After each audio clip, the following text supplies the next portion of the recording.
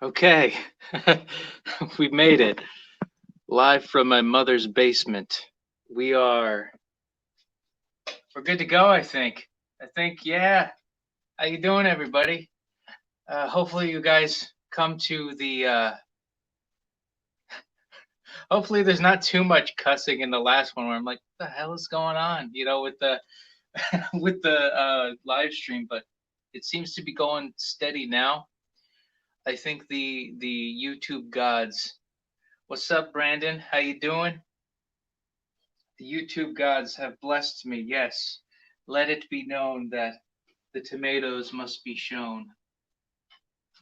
And yeah. One thing that I didn't capture though was a worm actually like it was a long boy, like whoa, like a worm about this big, crawling across here, and then there was one crawling across this way. Uh, Horizontally and vertically. But there was also one that I think one of them like crawled behind the barrier, the root barrier, which this is frost cloth, and I think he's with the hydrotin grow medium. The expanded clay pebbles. It's really weird. Like, and so he's like kind of wiggling around there, getting his wormy goops going on in there. And one thing I tried iterating then, it kept going black in and out. Oh yeah, oh yeah, that long boy. But it kept going when it was going in and out. I have a lot of roots from the previous grow, and you can even see like some fibers from like the kale or like just random roots that have taken root from the last grow, and I'm too lazy to pick at it and to sift through it. I've got a bucket right here from last week.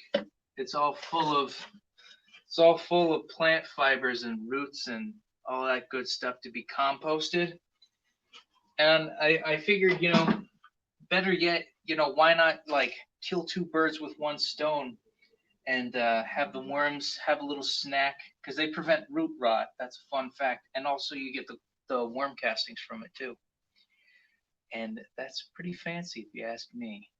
The So the wormies are on my side. They're fighting with me in the good fight of wormdom. And so something I did forget to put in last week. Uh, I'm not. I don't know if I should show the specific brand, but it's this kind of root organics that adds a bunch of nitrogen, some phosphates. Probably very flammable when you think about it. I think that happened in Lebanon. Do you guys remember that like huge explosion that happened with the? It was literally tons and tons in a factory full of um, just fertilizer, and I think it was phosphorus or something along those lines. But it's highly flammable. Apparently, it's highly flammable.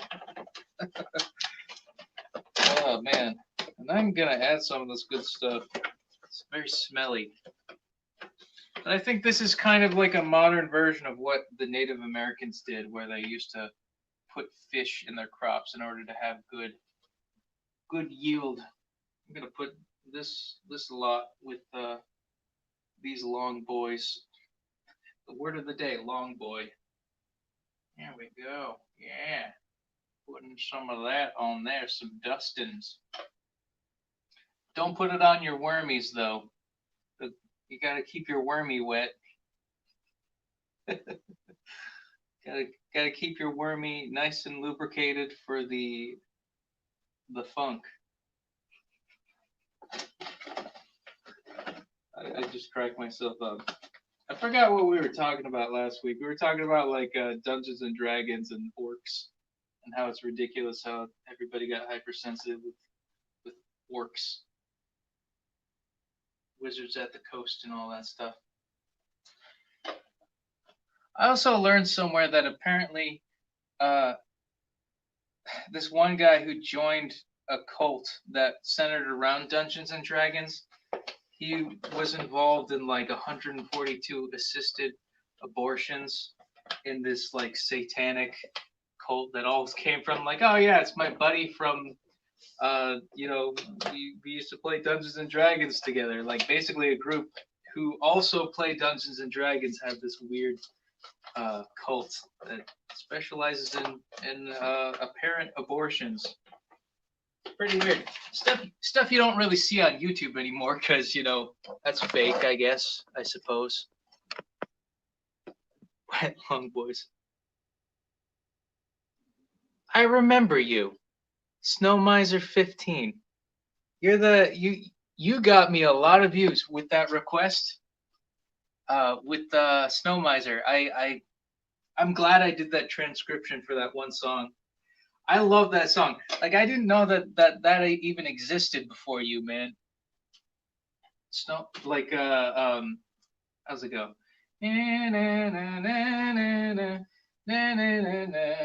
I was thinking of doing like a different version of it on top of that. I've been good, man. Didn't know your first name was Alex, but it's good to know. I mean, I think I did learn that once. It's a good. Oh, really? Is it your favorite version? Okay. I thought you were gonna say favorite song. It's like, yeah, it's a catchy tune.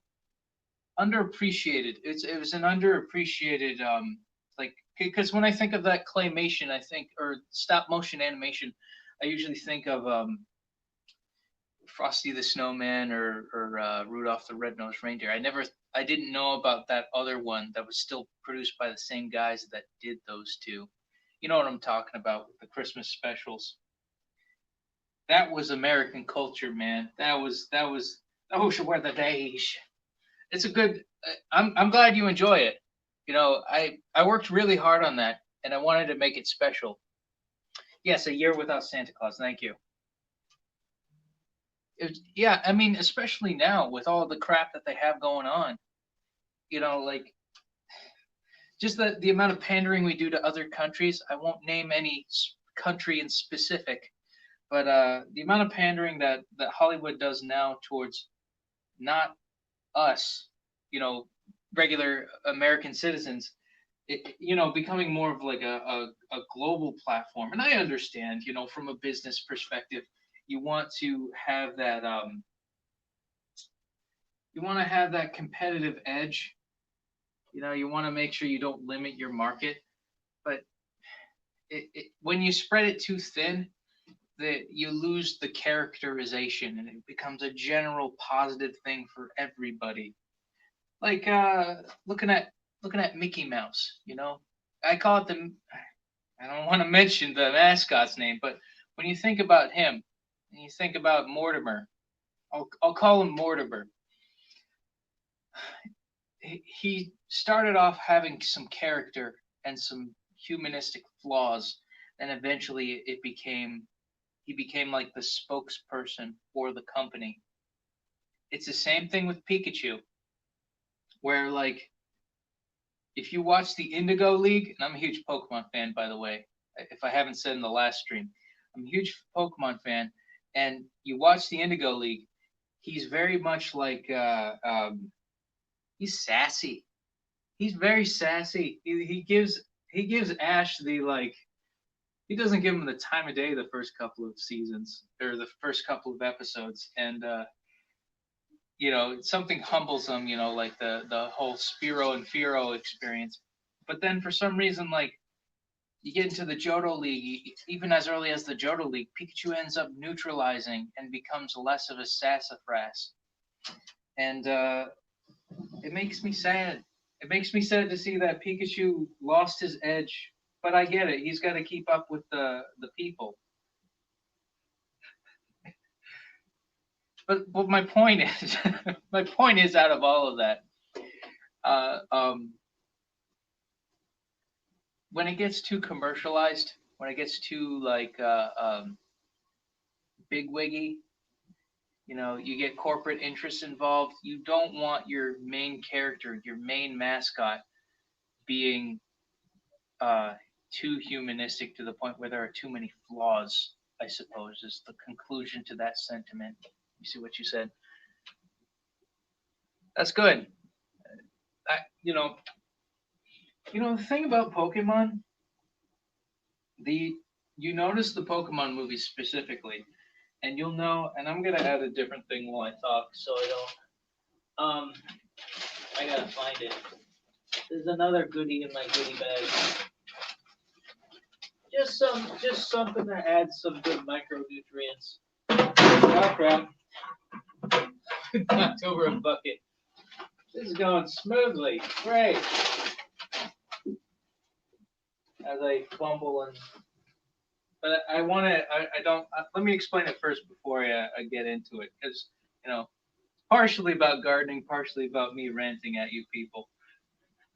But the movie writer for the screenplay, or just the script writing and overall storyboard development, the guy who produced Pokemon the first movie, Pokemon 2000, and then Pokemon 3, he had the writer intention of potentially ending Pokemon, like just having an ending.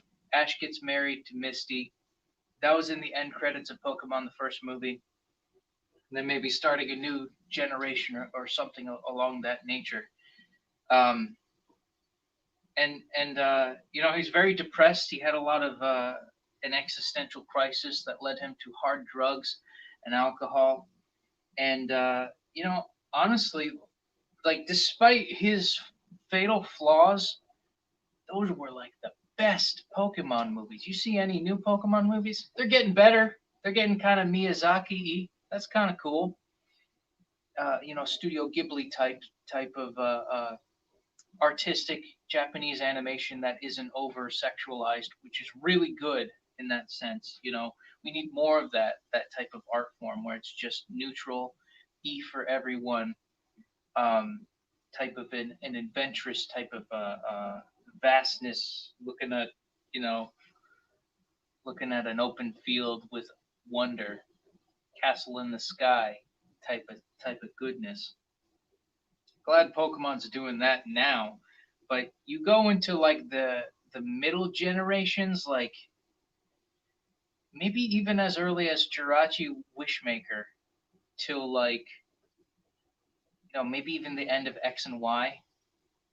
So basically third gen to sixth gen, the beginning of third gen to the end of sixth gen, do you see like the Pokemon movies lose that kind of a luster, that or that charm that second gen and first gen, and that writer for those movies really had the soul of Pokemon, not just the characters, not just putting them in with legendary Pokemon and have it just be an extended episode. It really had some heart and had a deeper understanding and meaning.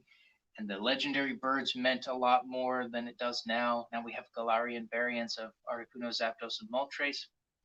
I'm kind of conflicted with that because it's like they're supposed to be legendary. There aren't supposed to be variants of them. But I digress from that. I'm still gonna play the DLC though. There's gonna be a Gen 4 remake. What are you guys talking about? It makes money. It makes money. Why wouldn't they? Everybody would buy Pokemon, whatever, Platinum. I don't know. It goes heart, soul, alpha, omega. What's next? What's next after that? Like, is it gonna be like godly platinum, or like? No, that doesn't have a good ring to it. Omega Ruby and Alpha Sapphire really uh, was a really good title. At least I thought that they were gonna go more spiritually, but Alpha and Omega really goes towards the Azoth, as Loxton and Noggin, that YouTube channel, goes about it. Okay, so these are some good old worm castings that I bought. I'm gonna put some worm castings on these boys, and it's gonna be a good time.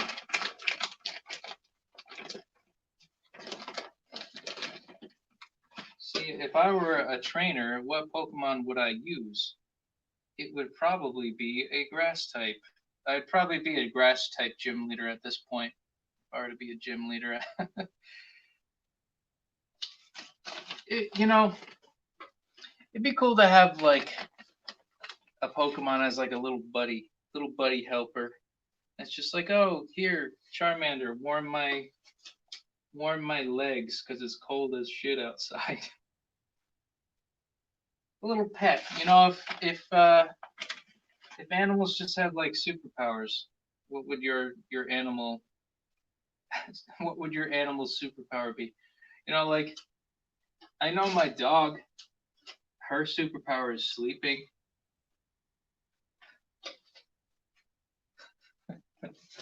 My dog's superpower is sleeping. My bunny's superpower is peeing everywhere, peeing on the goddamn floor. You stupid bunny. And chewing up the wires. Ugh. My Nintendo Switch charger got chewed up to bits by my rabbit, and I was seething with anger. That bunny, man.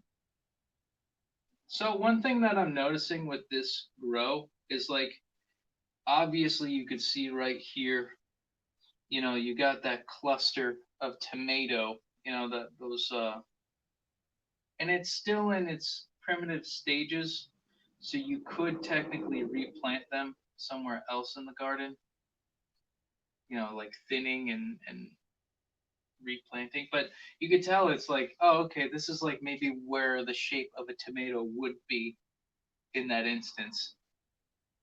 It's definitely making my worms happy, that's for sure. My wormies love all of what's going on. Oh, seriously? Sleeping known as the free trial of death, yeah. You know,